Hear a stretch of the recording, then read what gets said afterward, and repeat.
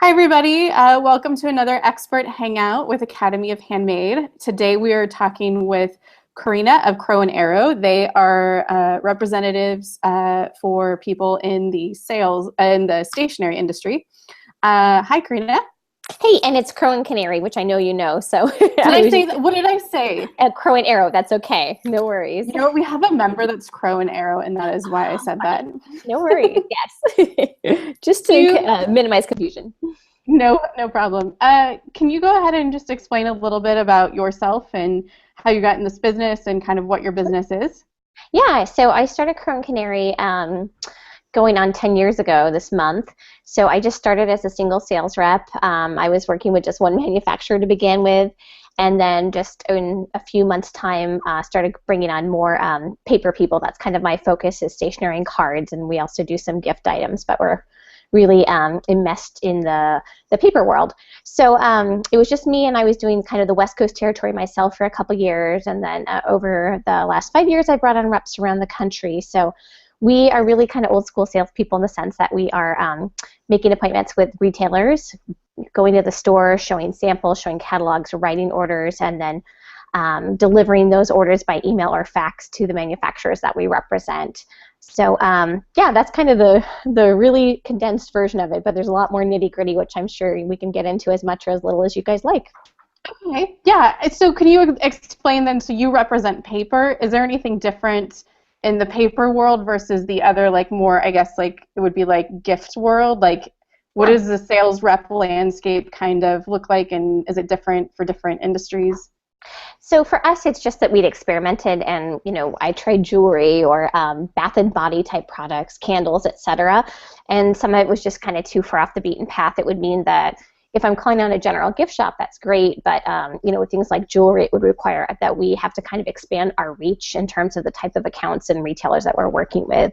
So for us, the basis is paper, just because that's what we're known for, but we're always looking for stationery lines that also sell gift items. So the idea is really that people are doing multiple things, but have some sort of cards or stationery represented within what they do. But there's a lot of crossover for us, in terms of reps that just do gift stuff. So you may have heard of Aesthetic Movement on the East Coast, or Kina & Co. Actually, I think Aesthetic Movement is nationwide now. So those are two really large rep groups that do great work, and they primarily would be kind of labeled as gift reps. So when people are looking for a rep, should they be looking for somebody that is in a particular industry, or should they look for somebody that represents a lot of different kinds of things other than what they are? Like what kinds of, if you're looking at someone's portfolio of who their clients are, like what should they be looking for? Well, I think it depends on what your objective is. So, if you are a line that has beauty products and you feel like you've done a great job kind of hitting up a lot of the great beauty stores, around the U.S., then maybe you'd be looking for someone that could expand your reach. So maybe you wouldn't want to work with a beauty rep. Maybe you'd be looking for someone that was more of a generalist.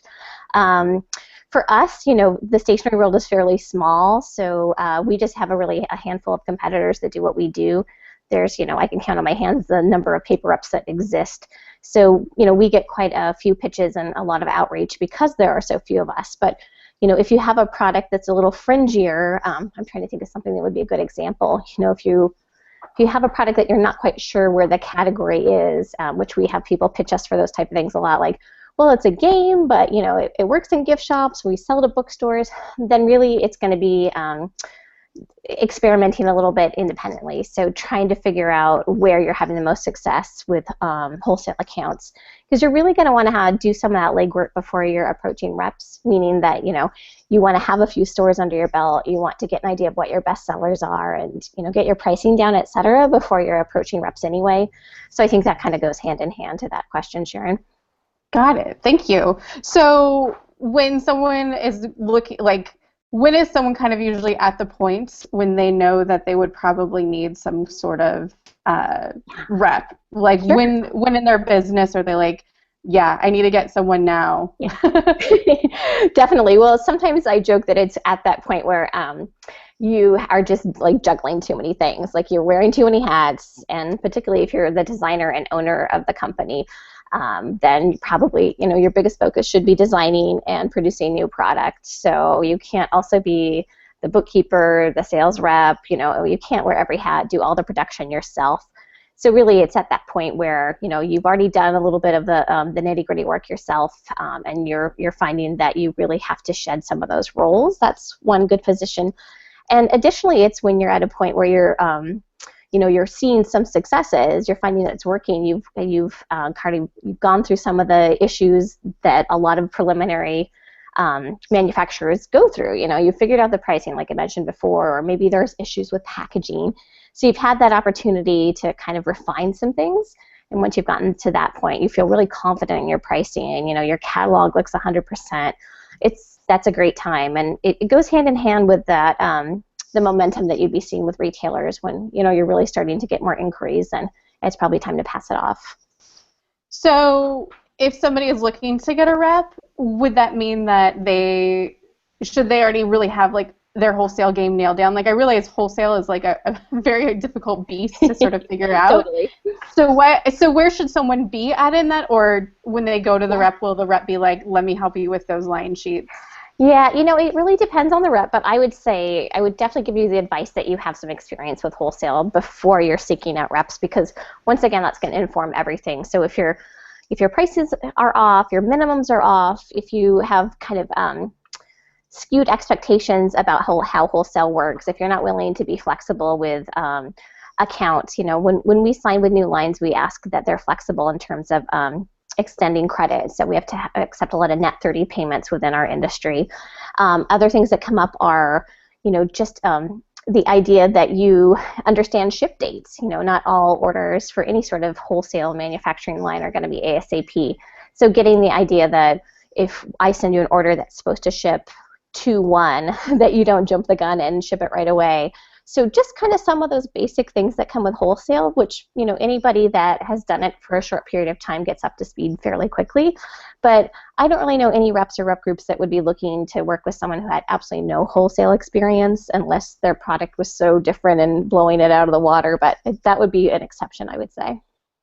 Got it. So we didn't really kind of get into this, but so I know reps kind of also can function in these trade show aspects too. Can you explain it all, like how, like, I know, right, like if you wanted to go to NSS, you could go on your own, or sometimes you can also go through a rep, correct? Or Sure, yeah. In fact, stationery show strangely is one that there isn't a huge rep presence for, but it would be for some of the different markets. So like Daniel Richards' showroom, they do both the Dallas and the Atlanta shows. So the folks that are a part of their showroom and are being repped under that umbrella, I'm not certain if it's optional or not. It may be required when they sign a contract. It always is going to depend, and that's definitely something I would emphasize, is that if you're looking to work with reps, make sure that if they don't provide a contract, that you, draft something up that's restating some of the expectations you've talked about on both ends. But so we've had, I think, 4 years we've exhibited at the stationery show, and it's optional in our booth. And so, lines that have their own booth would obviously not invest in that because they already have the expense of their own booth. So it's really been a great opportunity for some folks that maybe didn't feel like they were ready to make that leap on their own and did it through us. And then we also do the New York Now, which used to be called New York International Gift Fair. So we do 3 shows a year. So it really does depend. Some reps don't do any shows. I would definitely, it's something where get references and ask questions if you're in the vetting process or even just the research process right now. Got it. Okay, and so you mentioned a contract, which kind of then leads me to some numbers, right? So, like, obviously reps don't work for free. What should people kind of be expecting when they go into getting a rep in terms of percentages, and also, I guess, in terms also, does stationery have a different cut than maybe other industries? Yeah, so usually between 15 and 20%. The 15% is going to skew more for gift. I think that's pretty accurate for most things, so I'm not sure, the variety of folks that are listening and that will listen later, but you definitely do research for your industry. If you are a jeweler or if you're working in apparel, it may be a lesser commission, but 15% to 20% is really the average. We skew at the 20%, and primarily that's for us. I have a team of reps that work for me, so I pay them 15%, and it's really important to me that they are able to make a living working as sales reps. So, those are the type of questions that you might ask if someone is taking 15%. So, if they have a team of reps, if they pay them a lower percentage, sometimes that means there's a lot of turnover, because if you're getting paid 7% commission on sales, really takes a lot of sales to make a living wage off of that, depending on what you have in your package, so to speak. Got it. And so we also addressed this a little bit, but like maybe what are some things, like you kind of mentioned the high turnover is not a good thing, and right, because the whole point of having a rep is you're hiring them for their relationships, basically, right? Absolutely, yeah. So in that, like, how do you kind of tease out that those relationships exist, and also how would you maybe tease out to like other things that are important to get out of a rep? Yeah. Well, I think it's always good to remember that it's a two-sided relationship. Sometimes I think people see that the rep has, more of the power, or that they shouldn't ask questions. So it's completely appropriate if you're interested in a rep and they've expressed interest in return to say, hey, I'd love to check some references. Do you have a few accounts that I could call, or is there someone you'd recommend that you represent that I speak with if I have specific questions? So that stuff is completely normal and fair game.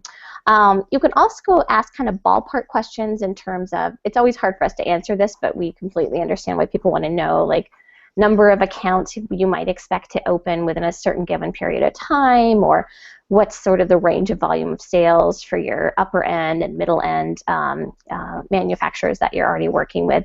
So I can't speak for all reps, but we're comfortable and we understand that those are really valid questions in order for someone to make sure that it's a wise decision for them. Some folks may act a little squeamish about it, but I think, as long as you explain that you're just really trying to make sure that it's worth the investment and you want to make sure it's a great match, and that's the reason you're asking those sort of questions, I think it's completely reasonable. Got it. All right. Say you have looked at reps and you're like, I'm ready for this. I know I need this in my business. I've been dipping my toe in wholesale for a while. I think I have it down. I want to get bigger. I'd like to get a rep. How do you get one? Like, is there a database? Is there an application process? Like, what does that look like? That's the $1,000,000 question. So unfortunately, there are far more folks that are interested in working with reps than there are reps, to cover all those folks. But I would say it's very much like that relationship that you're sort of trying to cultivate with a retailer as well. You're doing your legwork to see if it's appropriate. So maybe that also means you're asking people in your industry that you're already friends with or have a relationship with to say, hey, have you worked with them? Or do you have any idea about, how busy they are? Those sort of questions. And then once you've kind of done some vetting and research, then I personally, I love to just either get a nice brief email that's clearly tailored to me. It doesn't feel like it's cut and paste with just a press release. And even better than that, for me in the stationery industry, it's always great to just get a catalog in the mail with a couple different cards and a brief note.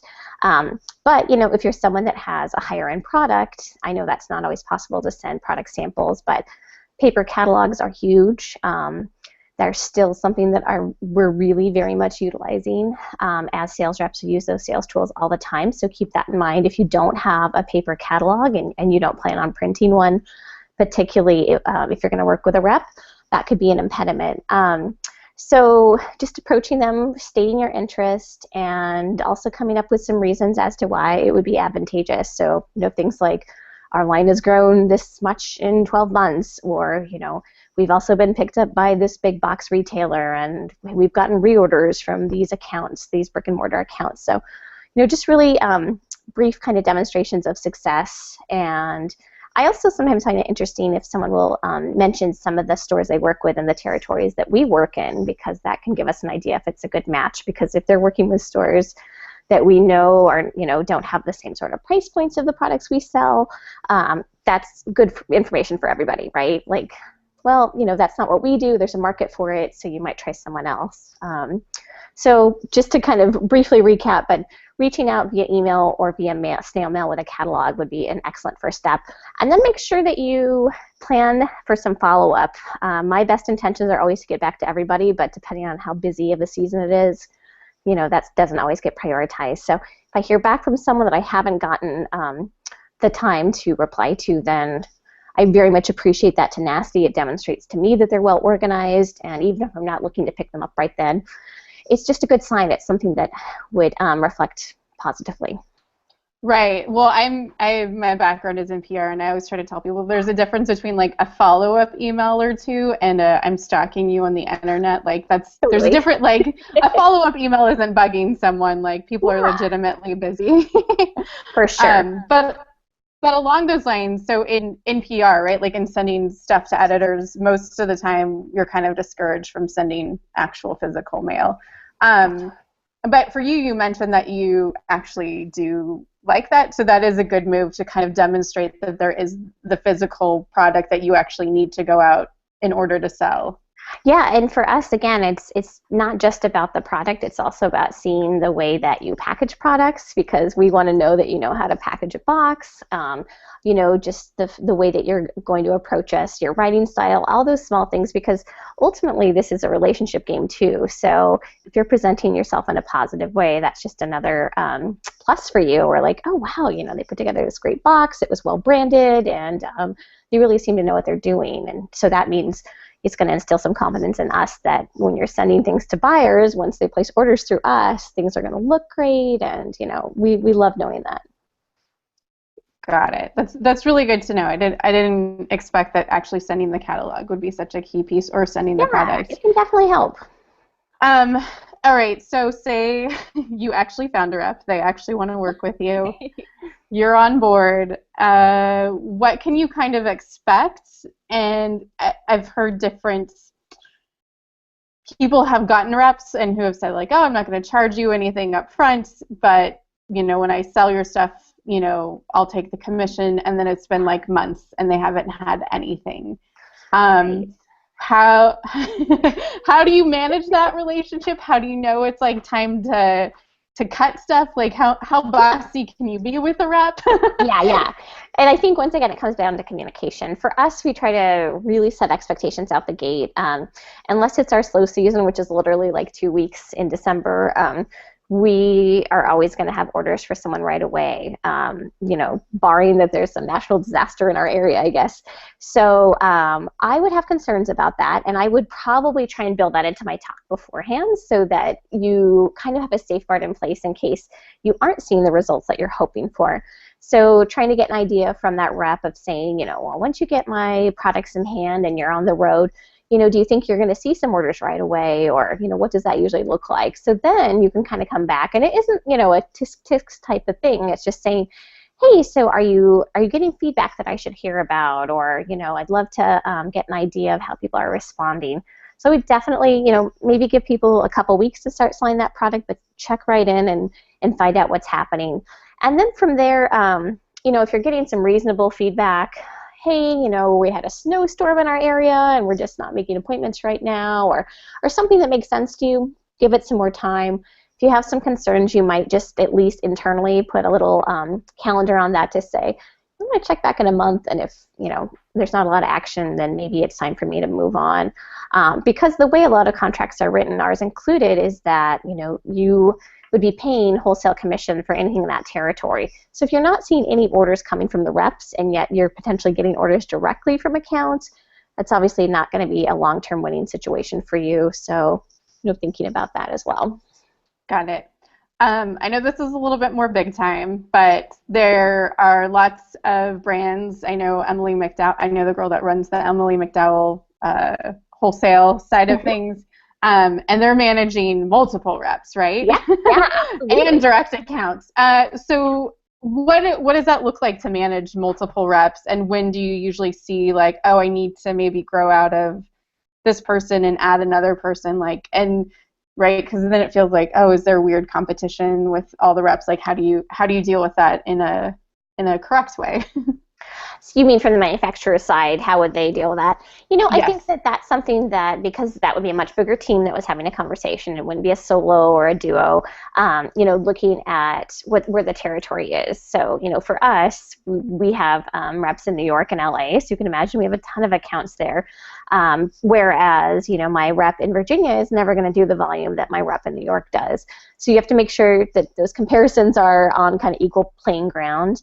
And then from there, getting an idea if you're not getting any inquiries or any sort of direct orders from an area where you're concerned about a rep. It's not to say that you should write it off and say, oh, hey, whatever, but sometimes there's certain areas where good enough is good enough, and particularly if you're working with a rep group that's yielding a lot of sales in other areas, and some of the trouble areas, maybe you can do some incentivizing of the reps that aren't performing as well. So, you could give them certain sales goals with some sort of added bonus payoff, or think about just trying different things to help get that moving. There's kind of a few ways to look at it. But if it is an area that has a lot of competition where there are other reps to try out, then at a certain point, if it's not working, it's totally appropriate to say, I think it's usually fair to give people some notice, maybe give them 30 days or let them know that you're thinking about moving on, so they're not completely blindsided on both sides. We do that to manufacturers as well. Just letting them know that, we think that we have more opportunity here and this just doesn't seem to be a great fit. Got it. Okay, so there's a few people on, and I'm going to go ahead and open it up. In the group chat, guys, if you want to ask your questions, you can do that here. Do you have anything else to add while we maybe get a couple questions in? Yeah, I think mostly I often hear a lot of frustration, like folks that have maybe been looking for reps for a while, and they're like, oh, I just can't seem to either find the right person, or maybe they've tried something and it hasn't worked. So just knowing that, one, reps aren't the only path to success. Sometimes the option of hiring someone to do in-house sales is completely plausible, or if you're doing a lot of trade shows, that's something that can work too.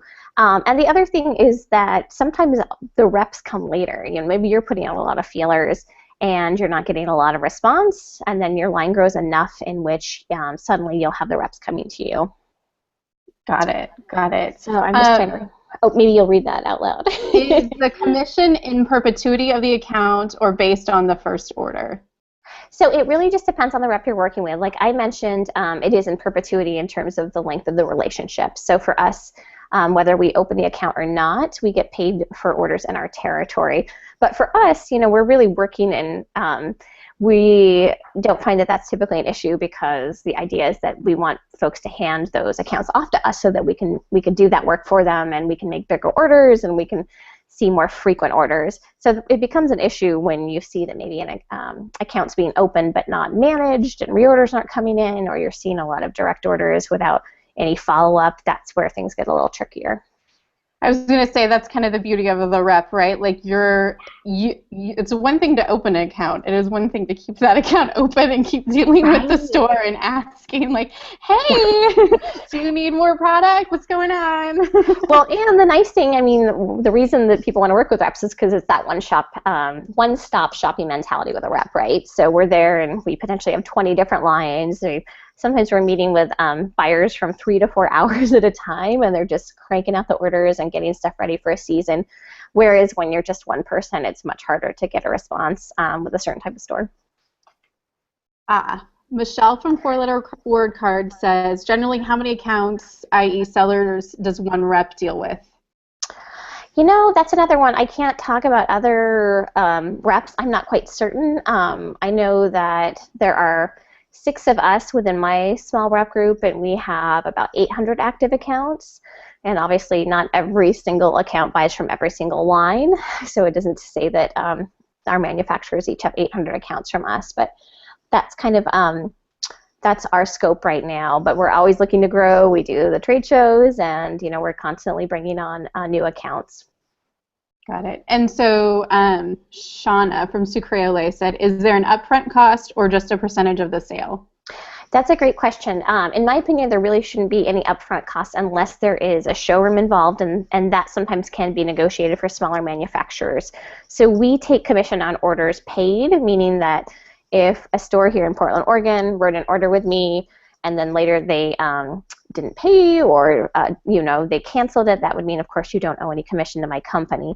we're only collecting on commission once you receive the check, and then you pay my group that next month. So I think that's important. I don't hear very many reps that are taking commission on orders written, but it would be a little bit of a red flag to me.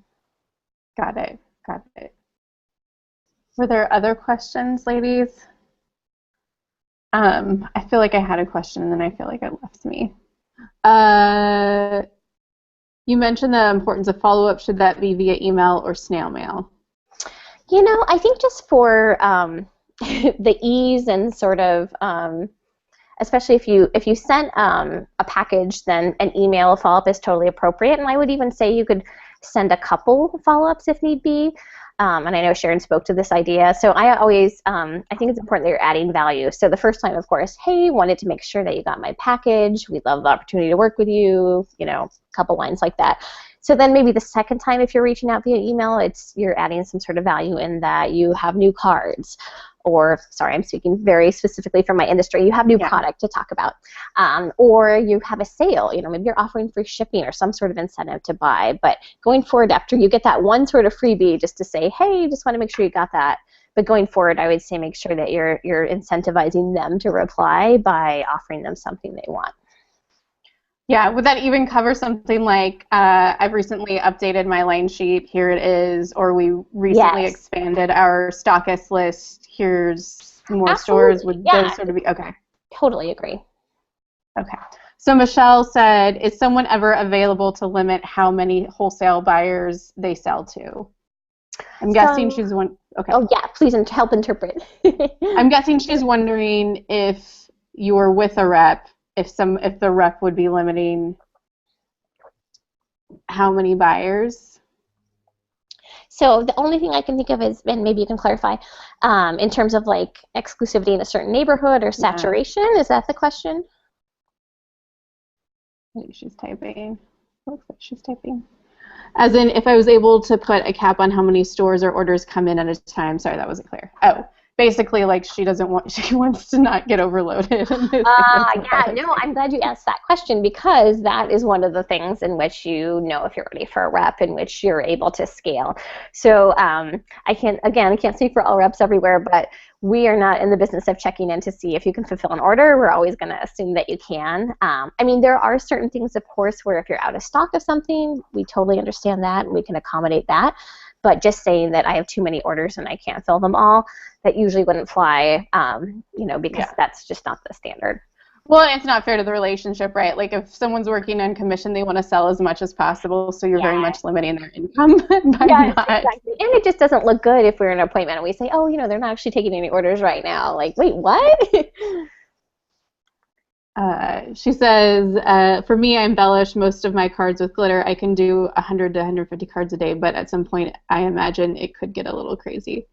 Yeah, you know, the first line I started with was hand embellished, and she did suffer the curse of success. So she couldn't scale her business to keep up with the demand and eventually had to fold. So I think for you, you would need to just particularly start thinking about limiting what you do that has a handmade process and trying to figure out ways to scale in which it still has that common thread with your brand and maybe you're just really only doing some of the hand glittered items on a few items and you're also charging a little bit more for it because it's a really big investment of your time and potentially if you have to hire staff to help with that, yeah, good. I'm glad to hear that. But and then I don't know if you're interested in this, but of course you might even consider doing some sourcing just to see the capabilities of if you went overseas to do some of that, if you are thinking about really wanting to grow and work with multiple reps and you know, have you know, more exposure around the world. Yeah, at the very least, hire a helper, you know, to help you with that. And you can also get an assembly do it per piece. That might be something. I don't know if you've ever tried that before, but that's definitely a good solution, especially if you just have like a really couple large orders. Cool. Shauna wants to know: is there a normal expected turnaround for an order? Oh, yeah, great question. So for us, our ASAPs are usually up to 2 weeks. We try to be really clear, and that's something, if you're working with a rep, I would just ask them, what does ASAP mean to you? We also have a lot of orders that are dated out, which makes it nice because not everything has to ship right away. And then if someone is like, I'll take this whenever it's ready, then we'll specifically say as ready versus ASAP. But I think it's really just about communicating with whomever you're working with to figure out what that means to them so that there's no blurred communication. Got it. Shauna said hers is usually 2 weeks, so that's good. Yeah. Oh, great. Michelle says I've looked into outsourcing and have purchased something to help, but I don't know. At some point, it will have to get a little too busy. I've had wholesale orders and have no problem getting them out, but can imagine before ever looking into reps, I need to ensure things are totally streamlined. Does that sound good? Like she needs to really have that nailed down. Exactly. Yeah, and I think sometimes it's also just trying to plan for the future and. I know that probably at this point you're very attached to the hand embellished items, but if your designs are really strong and you're getting reaction, maybe it's more about your illustration or your typography or your color palette. So I would suggest even doing a bit of a survey with some of the retailers that love your line and have been buying from you multiple times to figure out, like, would you buy my cards if they weren't glittered? Or what do you think about this concept? We're going to do some changes. Because over time, it's going to make you insane. And not to say that you should get rid of it, but I would think about just when you're scaling how you can reduce it. Got it. Shauna said, I know this is a silly question, but are there food reps? Those people that really mostly deal with food. Yeah, I have to assume there are. I just don't know enough about that, but I would think, yeah, do a little bit of digging, especially I'm sure there's multiple food shows. So, is it vegetarian food or is it, vegan food? You kind of find what your niche is, and then I would do a little bit of research to figure out what that trade show is, and then from there that will be very enlightening. Shauna does loose leaf teas and cocos. So oh, cool! Yay! Oh, and you know what? So, and for Shauna, the cocoa might even still be considered because it's like a dry good. I would say that still probably falls under kind of gift items. Yeah. So, yeah. Yeah. I was going to say, too, are there people, so like Shauna's stuff, and I know we have a couple other members that are more, can go wedding. Mm-hmm. Are there people that are just wedding reps, too, I'm guessing? Or is that not? I think when it comes to retail, you're probably going to be under general gift unless you have something that is more niche. If something's custom, then I would definitely say more wedding, and we don't represent anything that's a custom item, and I don't know of any other kind of general gift reps that do, but it's going to be about doing a lot of creative Googling and just networking in your industry to find out what exists and seeing what's out there. This is just a question from my brain. Yeah. We've had a lot of members that have had like their small boutique stockists, and then all of a sudden they will get an order from a really big company, and it's like these people have totally different terms than your mom and pop boutique down the street do. Yeah. When you, well, first of all, what's your relationship with the big guys, and then also that, like, do reps work in between there, and then also, what are the differences that people should expect, and is there ever pushback with the big people? Like, is it just you got to deal with it and suck it up? Well, so I have many thoughts on this, but let me just kind of, I'll start at the logistical part. Yes, we work with some of the big box stores, and so do many of our competitors. And I think that's just a part of the, when you're kind of vetting a rep, ask some questions. Like, for instance, in the stationery industry, I know most Chicago reps are going to work directly with Paper Source, and that's a really valuable relationship. The other thing to know is that, of course, the big box stores will often ask for a lot, right? So they want a discount, and they want free shipping, and they want you to ticket the items, and they're going to charge you if you don't do these things correctly. So I think you really need to consider whether it's worth that relationship, and also just knowing that you can negotiate as well. We've written a number of orders with big box stores where there was no discount taken, and I think people are often surprised to realize they don't always ask for discounts. So, be brave enough to negotiate if you don't feel like you're able or willing to, take that first offer, or even say, you know what, for instance, you talking about your glittered cards, it's going to be much harder to offer a discount on a handmade item in that way. And we've had to say that with, lines that are laser cut or different things, just like these are all hand assembled. These are the wholesale cost is just the absolute minimum. I'm sorry, we can't extend any other discounts. And then from there, also thinking about how is it going to affect, if you have a lot of mom and pop stores and you're working with independent retailers, is it worth that for you? Some people it isn't, some people it isn't. With stores like Anthropologie, sometimes it's just a one-time thing where, you're not going to have this repeat business like you do with the individual retailers. So you really have to decide what your objective is in working with the big box stores, and also do a little bit of digging to find out what their reputation is. Do they pay on time, and do they really do they really do the chargebacks? If you do something wrong, could you potentially be like breaking even on an order? Would that be worth it if that were the case? Yeah, no, I'm glad you said that, because I've known a few members who have worked with the bigger retailers, and it sometimes just is a one-time thing for lots of reasons. And then, they find that because they were in there, they got good exposure and actually wound up getting mom and pop stores out of it, but the actual retailer itself was more just PR and not actually getting a lot of money out of it. Like, they had to, get a loan or whatever because they just didn't have the money.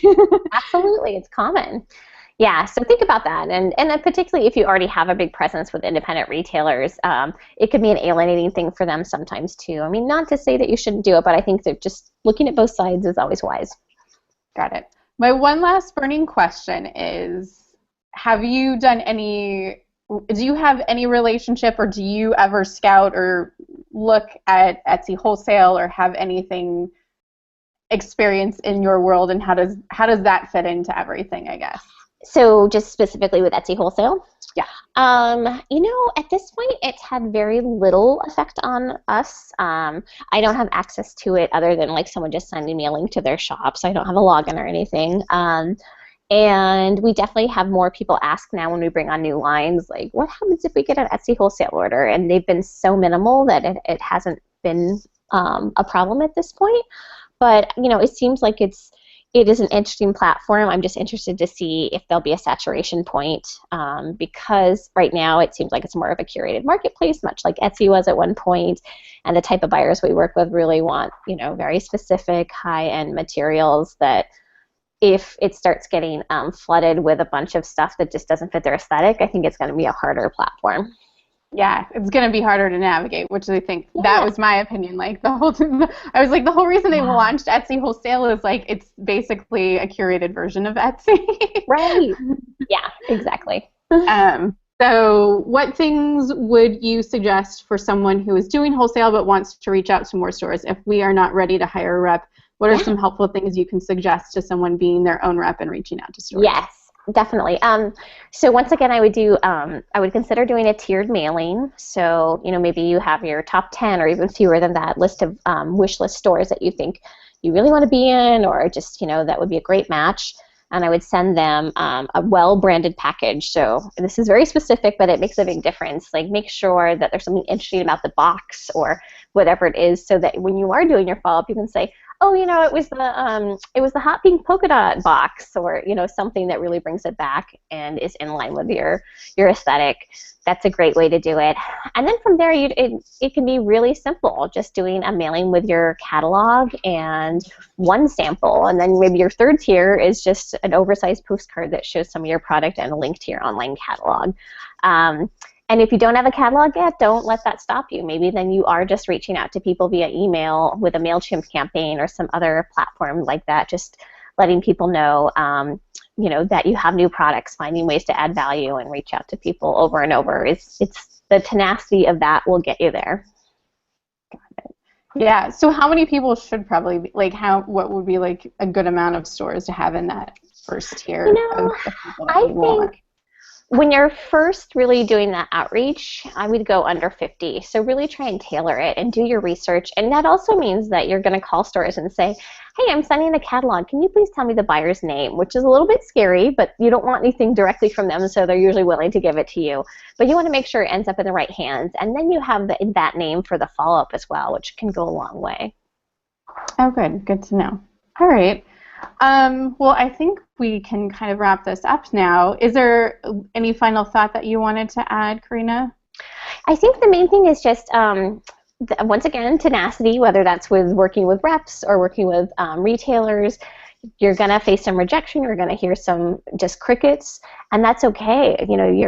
That's a part of the process, and you're gonna continue to refine your line and take feedback if you're hearing it frequently. If you're hearing something multiple times, it's worth paying mind to and making adjustments. The one-off comments, that's one thing, but if you really are hearing something more than once, it's worth examining. Got it. All right, well, where can people find you? Oh, Yeah, Michelle says you're super helpful. yay, Thank you. I am at crowandcanary.com, and then on all the social media platforms, I'm just at Crow and Canary. So I look forward to connecting with you guys online. Awesome. Thank you so much for your time, Karina. I really appreciate it. It was a lot of good information. Yay. Thanks, Sharon, and thanks to you guys as well.